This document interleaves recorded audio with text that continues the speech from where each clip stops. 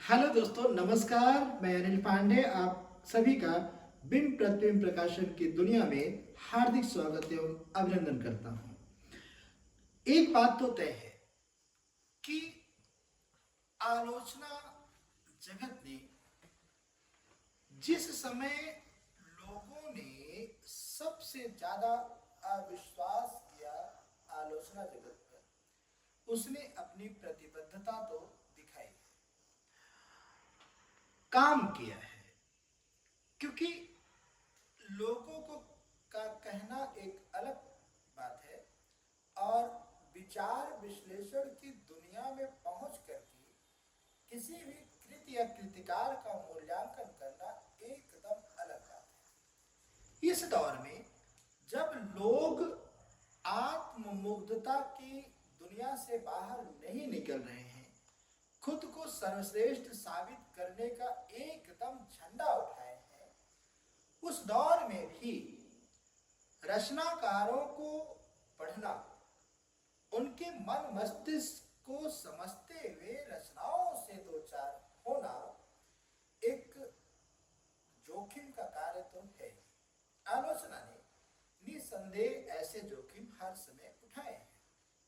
एक बात और कि पंजाब के साहित्य की बात जब भी आती है, पंजाब के हिंदी साहित्य की बात जब भी आती है, तो यह मानकर चला जाता है कि वहां आलोचकों की संख्या न के बराबर है।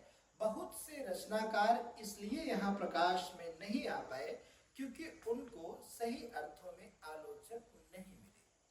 यह एक कहने की बात है। मेरी समझ में प्रयास बहुत कम किया गया यहाँ लोगों को प्लेटफॉर्म देने के लिए। बिंब प्रतिबिंब प्रकाशन इस क्षेत्र में निरंतर कार्य कर रहा है।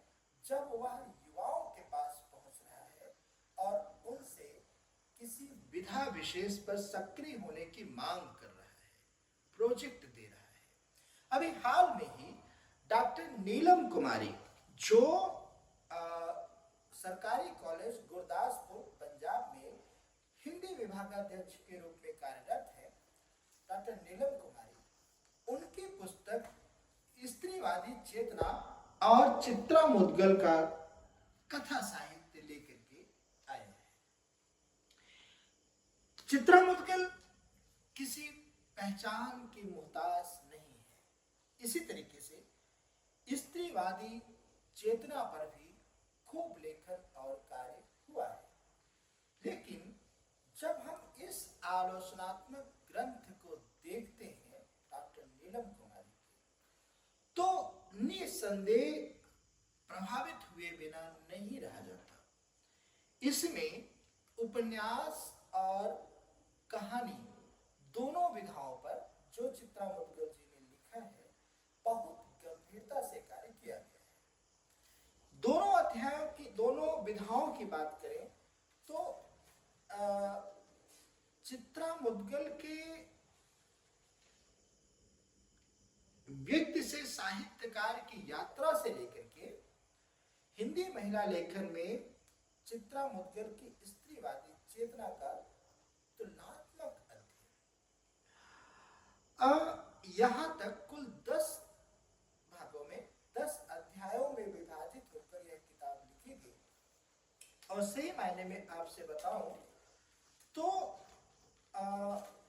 लगभग जो इसके पृष्ठों की संख्या है वह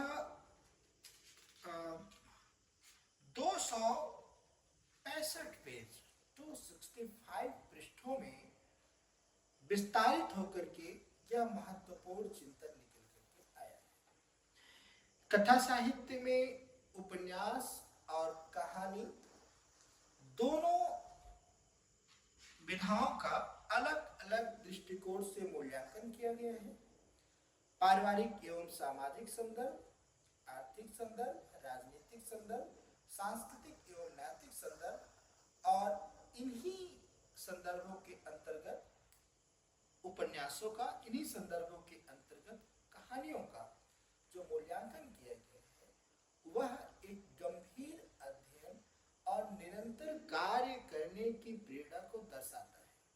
तो डॉक्टर नीलम कुमारी द्वारा लिखित यह आलोचना पुस्तक बिन प्रतिबिंब प्रकाशन से अभी हाल ही में प्रकाशित होकर के आया है 2025 के संस्करण पर।